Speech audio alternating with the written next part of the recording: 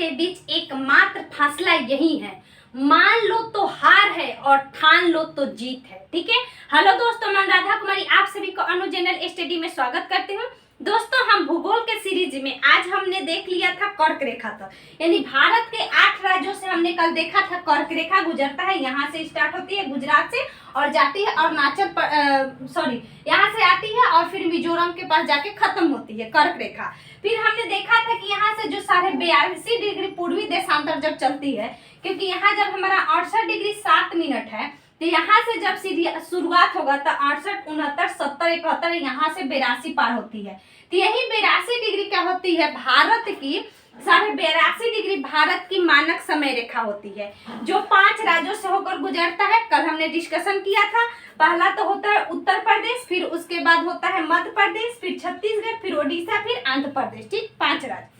इसके आगे का चुंबकीय विषुवत रेखा जो होती है त्रिवेंद्रम से, देखिए यहाँ पे हमने बताया था क्या है, ये हमारा जो है कैप कैमेरोन है, कन्याकुमारी। इसके नीचे जो हमारा है, नीचे भूमध्य रेखा है। ठीक है, तो भूमध्य रेखा से थोड़ा सा ऊपर जब जाइएगा तो त्रिवेंद्रम कहाँ स्थित है, यहाँ केरल के पास है, केरल में स्थित है, केरल में त्रिवेंद्रपुरम।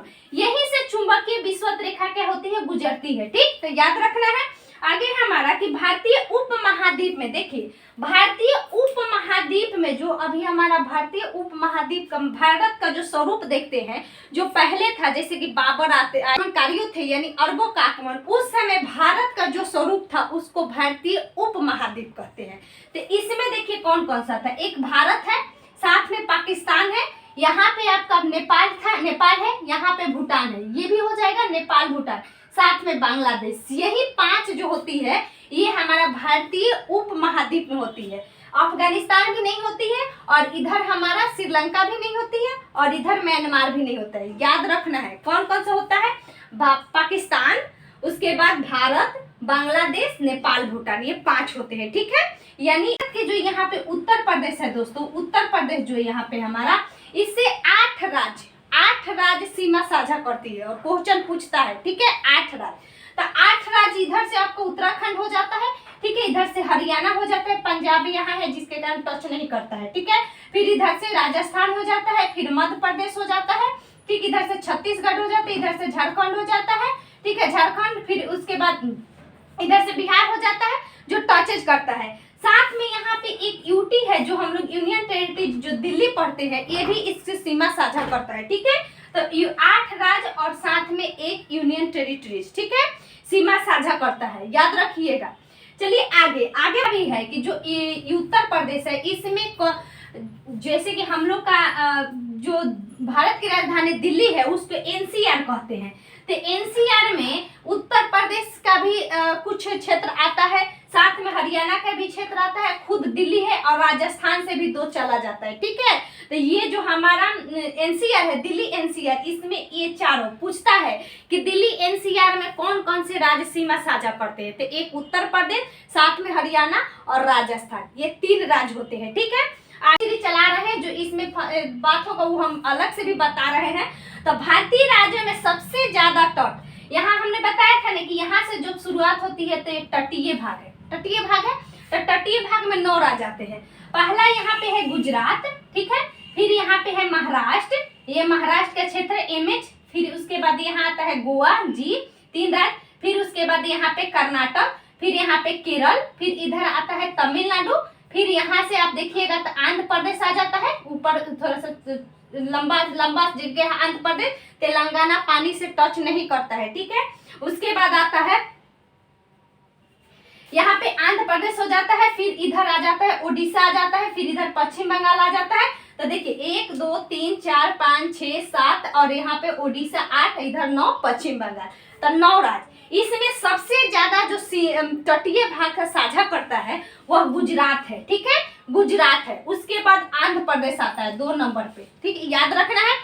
ऐसे जब पूछे कि भारतीय क्षेत्र का कौन सा यूनियन टेरिटरी चाहे राज्य सबसे ज्यादा तटीय सीमा साझा करता है, तो यहाँ पर जो अंडमान निकोबार है वो है, लेकिन राज्यों में जब पूछे तो यह गुजरात होगा, लेकिन ऐसे पूछे तो अंडमान निकोबार।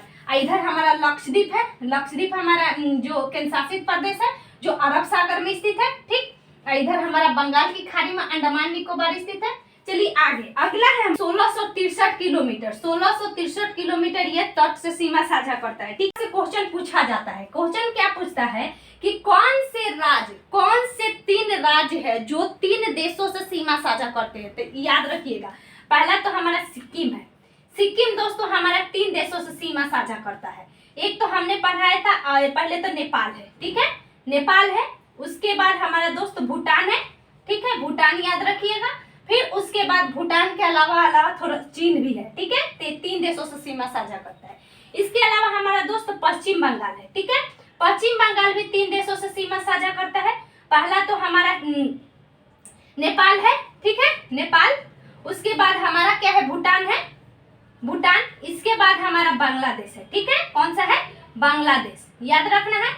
फिर ये 2 देश हो गए। फिर अरुणाचल प्रदेश, जो यहाँ अरुणाचल प्रदेश है, ये भी 3 देशों से सीमा साझा करता है।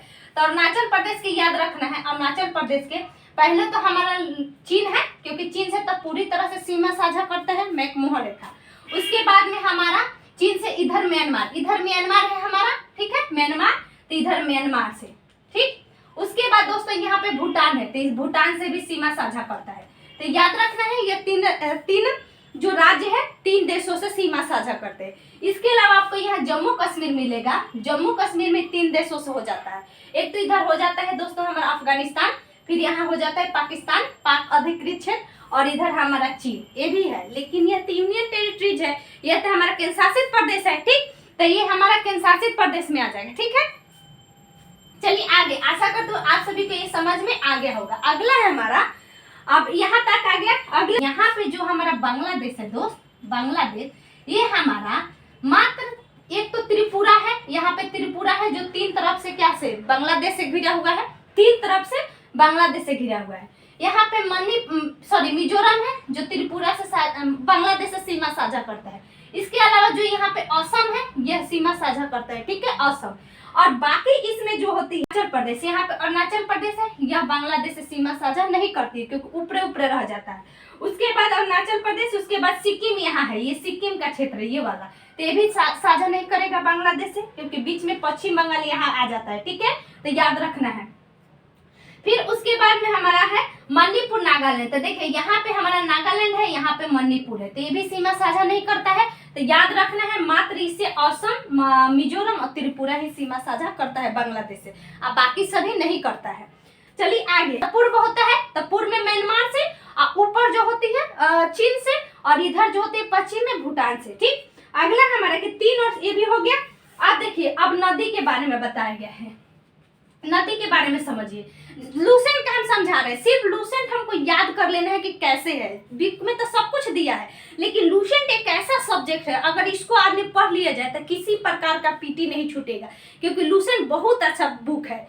अब लेकिन हाँ, समझ होनी चाहिए। जो हम समझा दे रहे हैं आप सभी दिमाग में रखिए। जैसे कि ये सब मैंने 3 राज्यों को बताइए, तो लूसेंट में नहीं दिया है, तो हम बता रहे हैं, तो उसको ध्यान रखना है, नोट्स बनाना है, बुक को भी पढ़ना है, ठीक है। अब आगे है हमारा कि संकोच नदी असम। देख लीजिए, यहाँ पे हमारा आंध्र प्रदेश है, मतलब अरुणाचल प्रदेश है, यहाँ पे हमारा असम है, ठीक है। यहाँ पे जो हमारा संकोच नदी ऐसे आती है, ठीक है, तो यह अरुणाचल प्रदेश और असम के बीच सीमा साझा करता है। सीमा मतलब दोनों के तट पर आ गया, तो वो सीमा साझा करने लगता है, ठीक है।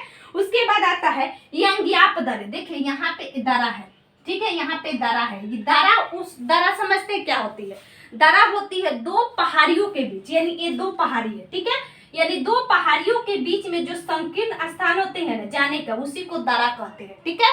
तो यहाँ पे हमारा यंग्याप दरा है, ठीक है, अरुणाचल प्रदेश के पास यंग्याप दरा है। यहीं से हमारा ब्रह्मपुत्र नदी जो यहाँ से निकलती है, यहीं से होते हुए ऐसे आकर अरुणाचल प्रदेश में आके क्या होती है, यंग्याप, यंग्याप, यंग्याप, यानी यंग्याप दरा से होकर अरुणाचल प्रदेश में ब्रह्मपुत्र नदी इधर है, ठीक है।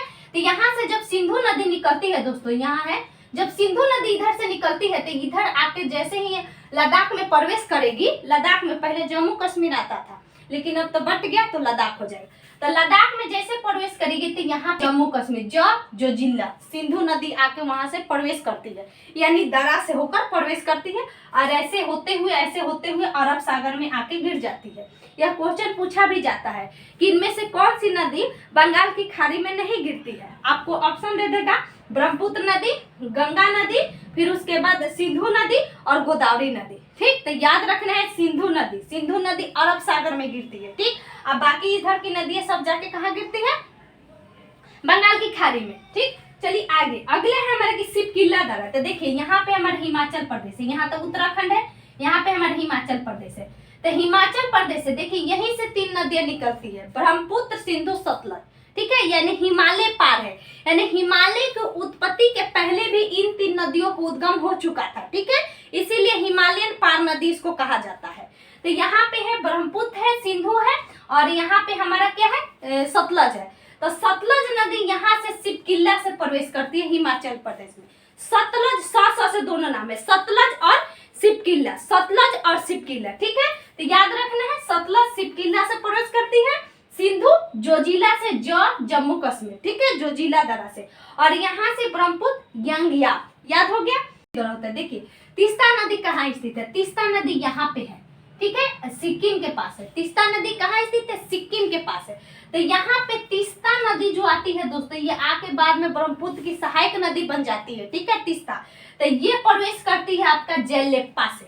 सिक्किम में तीस्ता नदी जयलेप्पा दर्रा से। आपको 3-4 नदी में दर्रा मिल गए। ठीक है, जैसे हमने वहां यंगया, ब्रह्मपुत्र, यहाँ पे सिपकिल्ला, सतलज, जोजिला, सिंधु, जयलेप्पा, तीस्ता। ठीक, हमारा दोस्त काराकोरम रेंज है। ठीक है, यानी काराकोरम श्रेणी पाई जाती है पहाड़। तो यहाँ पे जो काराकोरम श्रेणी की रेंज पाई जाती है, यहाँ पे भारत की जो हम लोग इंद्राकोल पढ़े थे, इंद्राकोल यही काराकोरम श्रेणी में है। ठीक है, इंद्राकोल जो भारत की सबसे उत्तरी बिंदु है, यहीं पे काराकोरम रेंज में स्थित है। याद रखना है। इस सबसे ऊंचा दर्रा काराकोरम भारत की सबसे ऊंचा दर्रा है। दर्रा मतलब 2 पहाड़ियों के बीच। तो यही काराकोरम भारत की सबसे ऊंची दर्रा स्थित है। इसकी ऊंचाई है 5624 मीटर। ठीक है, 5624 मीटर। आगे है, यहाँ से चीन से जाने वाली एक सड़क भी बनाई गई है, जिसको हम लोग CEPC भी कहते हैं शायद। ठीक है, ये चीन पाकिस्तान की सड़क है जो विवादित है। 1A, यहाँ से हमारा राष्ट्रीय राजमार्ग नंबर 1A ऊपर जाता है। ठीक है, 1A चला जाता है पाकिस्तान के तरफ। तो ये दोस्तों जोजिला दर्रा को कश्मीर घाटी से जोड़ती है, यानी यहाँ पे है जोजिला दर्रा, यहाँ हम लोग जोजिला दर्रा था, ये हमारा कश्मीर घाटी। राष्ट्रीय जलमार्ग नंबर 1A है, यहाँ पे लेह है। ठीक है, तो लेह जोजिला दर्रा को कश्मीर घाटी से होकर जाकर जोड़ती है। याद रखिएगा। अगला है, देखिए ये बहुत इंपॉर्टेंट है, बुर्जिल दर्रा और एक बनिहाल दर्रा, 2 याद रखना है। तो देखिए यहाँ पे हमारा है जो एक पहले का हमारा है बनिहाल और तब बुर्जिल। तो देखिए बुर्जिल को याद कैसे रखना है? बुर्जिल तो मतलब समझिए कि नहीं कहते हैं कि बुर्जिल आदमी डरपोक होता है, तुम बुर्जिल हो, तो समझो कि समझिए कि जो इधर जा रहा है वो बुर्जिल है, यानी डरपोक है। जो लास्ट में होती है वह बुर्जिल होती है, और यहाँ पे जो होती है बनिहाल होती है। तो बनिहाल दर्रा जो होती है जम्मू से श्रीनगर, यानी यहाँ पे हमारे दोस्तों है जम्मू, इधर है श्रीनगर, तो जम्मू से श्रीनगर को जोड़ती है वह बनिहाल होती है। ठीक है, और श्रीनगर से गिलगित को जोड़ती है, यानी यह श्रीनगर को गिलगित को जोड़ती है वह बुर्जिल होती है। गिलगित जो जानते होंगे वह पाक अधिकृत क्षेत्र है, यानी POK का क्षेत्र है, जिसमें हमेशा क्या होती है? विवादित क्षेत्र होती है। तो बनिहाल पहले जम्मू आएंगे, तो जम्मू से हमारा कहाँ जाएगा? श्रीनगर, और वो हमारा श्रीनगर से गिलगित जाएगा बुर्जिल दर्रा। ठीक है, यानी बुर्जिल आदमी मतलब डरपोक आदमी। तो डरपोक आदमी कहाँ रहेगा? पाक के तरफ होगा, या मणिपुर के क्षेत्र में मिलेगा तुजू दर्रा। ठीक है, ये दर्रा जो होती है तुजू दर्रा मणिपुर के पास पूछता है कि तुजू दर्रा भारत के किन राज्यों के पास है? तो मणिपुर के पास है। दर्राए देख लेते हैं, जो ये कोस्ट आपको ये टॉपिक में दिया है, इसको दर्राए एक हम ट्रिक से देख लेते हैं। देखिए जम्मू कश्मीर की दर्रा कैसे याद रखना है, यानी जो हमारा अब तो टूट गया है लेकिन वहां पे है, तो इसके याद रखना है जो पीर का बाबू। ठीक है, हम बहुत पहले याद किए हैं, आप लोग अच्छा लगे तो याद करिएगा, इससे इसी से हमको याद हुआ है। जो पीर का पारी, जो से जो जिला क्या हो जाएगा? जो जिला, पीर से हो जाएगा दोस्तों पीर पंजाब, क्या हो जाएगा? पीर पंजाब। क से का हो जाएगा? काराकोरम। ठीक है, काराकोरम। अब ब से हो जाएगा बनिहाल, क्योंकि ये हमारा पहले आ रहा था जम्मू से श्रीनगर। अब बू से हो जाएगा बुर्जिल। ठीक है, तो याद रखना है ये 5 दरा भारत जम्मू कश्मीर में है, जो पीर का बाबू। ठीक है, इसके आगे अब देखते हैं। अगला है हमारा कि हिमाचल प्रदेश। तो हिमाचल प्रदेश की 3 दराएं होती है। तो हिमाचल प्रदेश में हम यह नहीं कहेंगे, शिल्पी और रोहित के पैर इतना लाचार है कि वह मतलब चल नहीं सकते, यानी हिमाचल। यानी देखिए शिल्पी, जब याद की हम शिल्पी और कह रहा है शिल्पी और रोहित के पैर इतना लाचार है, यानी लाचार है कि वह चल नहीं सकते। तो देखिए शिल्पी से हो जाएगा शिप किला, ठीक है, जहां से सतलज नदी प्रवेश करती है। रोहतांग हमारा होता है वहीं पे जहां से ब्यास नदी निकलती है, रोहतांग। ठीक है, रोहतांग दरा, ये भी हमारा हिमाचल प्रदेश में। ल से बारालाचा, ठीक है, क्या है हमारा बारालाचा। चल से चल नहीं सकती, यानी हिमाचल प्रदेश में। ठीक है, तो यह 4 हो जाएगा, यानी 3 दरा हो जाएगा। याद करने के लिए हमने जो ट्रिक अपनाया था वही हम आप लोग को बताएं, यानी शिल्पी रोहित के पैर इतना लाचार है कि वह चल नहीं सकते। तो उत्तराखंड की दरा, अगर आप सभी नए हैं तो जरूर लिखिएगा, क्योंकि ये बहुत इंपॉर्टेंट हम बता रहे हैं, एक बार में याद हो जाता है। हमारे पढ़ाने का तरीका है थोड़ा सा जल्दी पढ़ाना, लेकिन जल्दी पढ़ाते हो तो कंटेंट भी ज्यादा रहता है। ठीक है, आप इसको नोटिस करिएगा। तो देखिए उत्तराखंड के बहुत आसान ट्रिक है, नीलिमा। ठीक है, उत्तराखंड के नीलिमा 10 बार बोलिएगा, याद हो जाएगा। नी से होता है दोस्तों नीति द्वारा। ली से लिपुलेख, जो कि हमेशा विवादित है आजकल, नेपाल से लिपुलेख द्वारा। मा से माना। ठीक है, यानी नीलिमा, नीति द्वारा, लिपुलेख द्वारा, माना द्वारा। नीति द्वारा, लिपुलेख द्वारा, माना द्वारा, उत्तराखंड में है। ठीक है, ये भी शॉर्ट ट्रिक्स है आपका, एक जगह लिख लीजिएगा, याद हो जाएगा आसानी से। अगला है हमारा अरुण, यानी अरुणाचल प्रदेश। ठीक है, क्या है अरुणाचल प्रदेश। तो अरुणाचल प्रदेश में दोस्तों इसका थोड़ा सा अलग ट्रिक है। बहुत पहले अरुण ने बीज बो दिया, हम इसको याद किए हैं कि अरुण ने बीज बो दिया। ठीक है, बो दिया। तो देखिए अरुण से अरुणाचल प्रदेश कुछ नहीं होता है बीज तक ले, बो से होता है बोमडिल्ला। क्या होता है बोमडिल्ला। ठीक है, बोमडिल्ला द्वारा अरुणाचल प्रदेश में। दी से होता है, ठीक है, क्या होता है दीफू। या से होता है यंगयाप। क्या होता है यंगयाप, यानी अरुण ने बीज ये 3 गो से बो दिया। बो से बोमडिल्ला, दी से दीफू, य से यंगयाप। ठीक है, तो ये आसानी से याद हो गया। तो आशा करती हूँ आप सभी को जो मैंने शॉर्ट ट्रिक्स बताया आसानी से याद हो गया। हमारे जम्मू कश्मीर के था जो पीर का बाबू, और उसके बाद में हिमाचल प्रदेश का था शिल्पी और रोहित के पैर इतने लाचार हैं कि चल नहीं सकते। ठीक, उत्तराखंड के नीलिमा बहुत आसान था। उसके बाद अरुणाचल प्रदेश के अरुण ने बीज बो दिया। देखिए ट्रिक्स का मतलब होता है ना उसको बार बार देखना। दिन भर में सुबह में देख लीजिए, शाम को देख लीजिए। अगर 5 ट्रिक्स हमको मिला तो सुबह में 2 देख लिए, सुबह में पूरा ट्रिक्स देख लिए, शाम में पूरा ट्रिक्स देख लिए। आसानी से हमें फिर उसको 5, 6, 7 दिन घूमते घूमते हमने एक ट्रिक्स देख लिया, घूमने चले गए, कहीं चले गए, हमारे दिमाग में वो नाच रहा है ट्रिक्स, हमारे दिमाग में बैठ रहा है कि हाँ अरुणाचल प्रदेश में ये था, तो बहुत जल्दी जीके याद होता है। ऐसे ही जीके याद किया जाता है, रट्टू विद्या नहीं होता है जीके। कुछ कंसेप्ट भी डालना पड़ता है, कुछ ट्रिक्स डालना पड़ता है, कुछ सोचना पड़ता है। कोई भी सब्जेक्ट कंसेप्चुअल पढ़ना चाहिए, ट्रिक्स से पढ़ने से कुछ नहीं होता है। ट्रिक्स तो होता है कि थोड़ा देर के लिए याद रखने के लिए, अगर एग्जाम में आ जाए बहुत ज्यादा तो कैसे पकड़ेंगे, तो वही हमको ट्रिक्स काम करता है। ठीक है, अब कंसेप्ट यहाँ पे पढ़ लिया था कि बनिहाल पढ़ लिया, बुर्जी पढ़ लिया, अब यहाँ पे शिव किला का पूछ रहा है। तो जो हमारा शिव किला हिमाचल प्रदेश में दोस्तों है, जहाँ से सतलज आ रही है, हिमाचल प्रदेश की जो शिमला है यहाँ तिब्बत को जोड़ती है, यानी हिमाचल प्रदेश के शिमला से तिब्बत को। लूसेंट में उतना ही दिया गया है जो एग्जाम ओरिएंटेड है, फालतू नहीं दिया गया है। ठीक है, लेकिन हाँ एक बात है कि आजकल एग्जाम में एडवांस भी आ रहा है, इसलिए नॉलेज रखना जरूरी है। तो यहाँ से शिव किला, शिमला से तिब्बत। ठीक है, आगे देखिए क्वेश्चन अभी बहुत करेंट में था कि मेघालय के जो जीवित जरपुर है, इसको क्या यूनेस्को के थी में भी सूचित किया गया है, जीवित में। ठीक है, जीवित धरोहर में सूचित किया गया है। तो मेघालय के एक जीवित जड़ पुल है। वहां पे क्या किया जाता है कि जो रबर ट्री होते हैं उस ट्री को खींचकर और वहां पे पुल बनाया जाता है, उस पर लोग चलते हैं जड़ से। तो इसका क्या किया गया है कि यूनेस्को इसको जीवित जड़ में धरोहर में घोषित कर दिया है इस बार 2022 में। तो इसका नाम पूछता है कि कहाँ स्थित है, तो मेघालय में स्थित है। मेघालय में कैसे याद रखना है, मेघालय में बहुत ज्यादा बारिश होता है, तो बारिश जहाँ होगा वहां पे रबर ट्री होता है। जैसे कि केरल के तट पर भी बहुत बारिश होती है, तो वहां भी रबर का पेड़ पाया जाता है, उसी तरह वहां पाया जाता है मेघालय में भी। तो मेघालय में इतना ज्यादा पानी होता है कि लोग कितना पुल बनाएंगे, हर बार तो पानी होगा ही, क्योंकि मेघालय सबसे ज्यादा पानी होता है।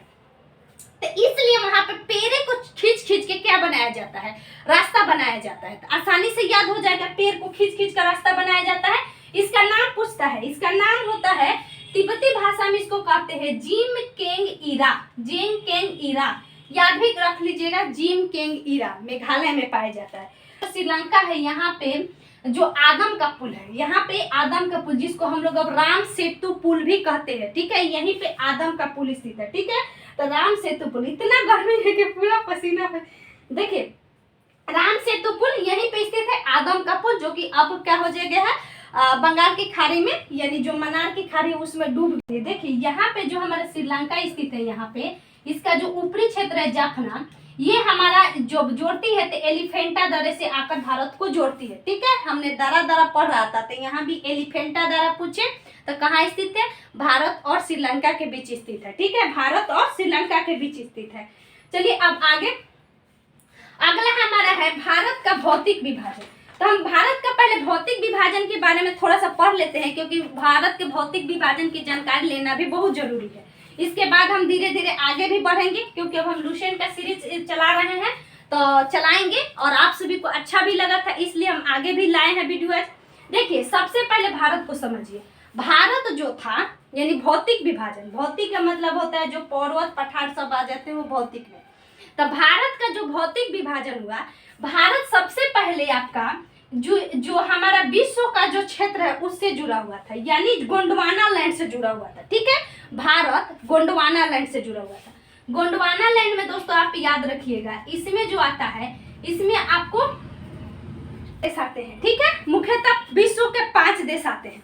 यानी भारत पहले गोंडवाना लैंड का ही भाग था, ठीक, किसका भाग था, गोंडवाना लैंड।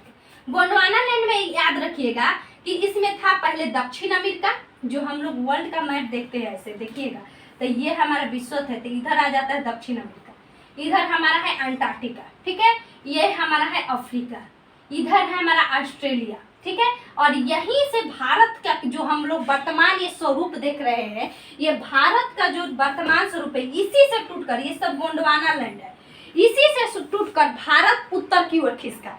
तो क्यों टूटा, क्या हुआ कि 200 ईसा पूर्व पहले, याद रखिएगा 200 ईसा पूर्व पहले क्या हुआ कि संवहनीय धाराएं चली, यानी जो इधर पानी होती है ना, पानी इधर पूरा ये सब तो पानी का क्षेत्र है, तो यहाँ से जो धाराएं चलती है वो संवहनीय धारा है। इसी धाराओं के कारण क्या हुआ कि ये सभी में आपस में टकराव हुआ, नीचे से हलचल हुआ, और क्या हुआ कि गोंडवाना लैंड से सभी देश धीरे धीरे अलग हो गए। जैसे कि आप अफ्रीका को भी देखते होंगे ऊपर की तरफ है, भारत भी उत्तर की तरफ खसक रहा है, यानी ऊपर की तरफ चढ़ रहा है। यह क्वेश्चन पूछता भी है कि भारत किस दिशा में अग्रसर हो रहा है, तो उत्तर की दिशा में भारत दिन प्रतिदिन बढ़ता जा रहा है। तो आप देख लिए संवहनीय धाराओं के कारण यह टूटा और यह भारत अलग हो गया, जो कि आज वर्तमान स्वरूप हम लोग देख रहे हैं। फिर यह टूटने के बाद क्या हुआ कि जैसे ऊपर बढ़ा, तो अब देखिएगा जो ये मैप हम वर्ल्ड का बताते हैं बार बार, इधर हमारा जो था ये हमारा चीन का हिस्सा है, यानी यूरेशियन प्लेट है।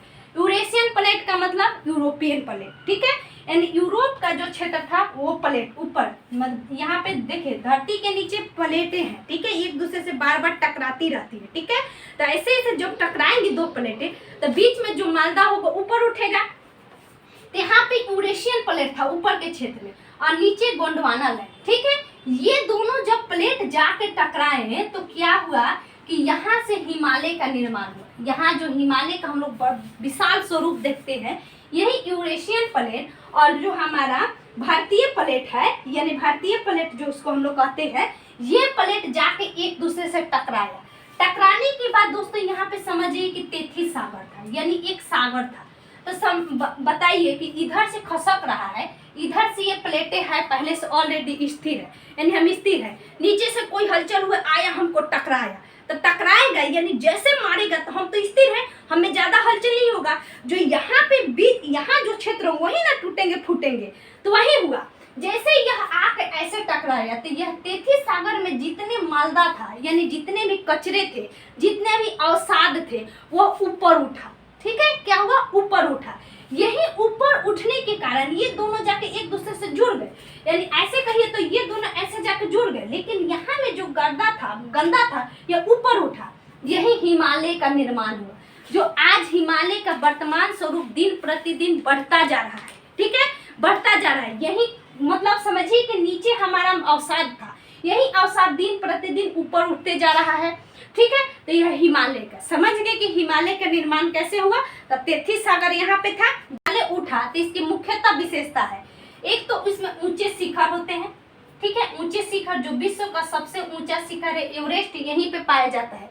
सिकम जब सबसे हिमालय की ऊंची चोटी, जहाँ पे सबसे ऊंची भाग होती है। ठीक है, इसके अलावा यहाँ पे गहरी घाटियां होती है, देखते होंगे कि बहुत सारी इधर घाटियां है। वाली हवा, यहाँ पे तेज बहने वाली हवाएं भी चलती है। अब बताइए, पहाड़ ऊपर है तो वहाँ पे हवाएं भी खूब चलेंगी, तो तेज बहने वाली हवाएं भी चलती है। उसके अलावा जो तराई क्षेत्र है यहाँ पे, देखिए यहाँ पे हम लोग अभी पढ़ेंगे तो 3 क्षेत्र आएंगे। ठीक है, तो जो तराई क्षेत्र है दोस्तों, यहाँ पे पताल तोड़ कुएं भी पाए जाते हैं। क्या पाए जाते हैं?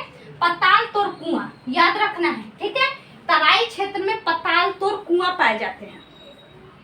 अगला है कि हिमालय के उठना, देखिए अब ये पढ़ लिए, अब देखिए अभी इसका कुछ समझ लीजिए कि हिमालय जैसे ऊपर उठा तो इधर वाले जो क्षेत्र देखते होंगे ना, उत्तराखंड, हिमाचल प्रदेश, बिहार, उत्तर प्रदेश, ये सारे पूरी तरह से मैदानी है। क्या है? पूरी तरह से मैदानी है। तो हिमालय के ऊपर उठा और यहाँ पे नदी था, यहाँ पे अवसाद था। मालिक कैसे हिमालय उठ गया, यानी कहने का अवसाद ऊपर चला गया। तो अवसाद जैसे ऊपर चला गया तो भारत का जो ये प्रायद्वीपीय क्षेत्र है, नीचे वाले क्षेत्र को हम लोग प्रायद्वीपीय कहते हैं। ठीक है, इधर वाले को मैदानी कहते हैं। अभी हम इसको पढ़ेंगे 5 भागों में। मैदानी, तो जो प्रायद्वीपीय क्षेत्र है ये तो पुराना है, पूछता भी है क्वेश्चन, धीरे धीरे क्लियर होगा। तो प्रायद्वीपीय क्षेत्र और मैदानी क्षेत्र, इधर से ये आया और मैदानी क्षेत्र का हिमालय का निर्माण। ये क्या हुआ कि धीरे धीरे जो इधर क्षेत्र थे, इधर की जो प्रायद्वीपीय क्षेत्र की जो नदियां हैं, जैसे कि आप देखते होंगे कि चिनाब, सभी तो यहाँ पे बेतवा है, बेतवा नदी है, फिर उसके बाद चंबल है। ठीक है, इधर से सब नदियां जाती है, सोन है, तो ये सब नदियां भी इधर जा रही है। हिमालय से भी नदियां आ रही है। तो जब नदियां जाएंगी तो अपने से मिट्टी ले जाएंगी, अवसाद ले जाएंगी, बहुत सारे कचरे ले जाएंगी, तो सब क्या हो जाएंगे? जमा हो जाएगी, जिसके कारण इधर सब जमा हो गया है। मैदानी क्षेत्र है जो कि बहुत उपजाऊ है। मैदानी क्षेत्र में जलोढ़ मिट्टी की उपलब्धता सबसे ज्यादा पाई जाती है। कौन सी मिट्टी पूछता है? तो जलोढ़ मिट्टी याद रखना है। ठीक है, जलोढ़ मिट्टी ये बहुत उपजाऊ होती है। आप समझिए, देखिए एक और बात समझिए कि जो यह हिमालय का क्षेत्र है ना, यह अभी बहुत हलचल है, अभी तक स्थिर नहीं है, जिसके कारण अधिकतर आप यहाँ देखते होंगे कि भूस्खलन होती है, भूकंप आती है, ज्यादा इसी क्षेत्रों में भूकंप आती है, भूस्खलन होती है। यानी नीचे अभी समझिए तो क्या है, परत नहीं बैठी है, अभी नीचे भी दलदल है, नीचे भी हलचल है, नीचे भी खाली है, जिसके कारण बार बार भूकंप आती ही रहती है। ठीक है, तो आशा करते हैं यहाँ तक आप सबको समझ में आ गया होगा। ठीक है, अब वजन को शॉर्ट लूसेंट में जो दिया गया उसको फुल डिस्कशन के साथ देखेंगे। दोस्त आप सभी को अच्छा लगे तो प्लीज वीडियो को शेयर करिएगा दोस्तों, और लाइक भी करिएगा, और प्लीज चैनल को भी सब्सक्राइब करिएगा दोस्तों। Thank you so much.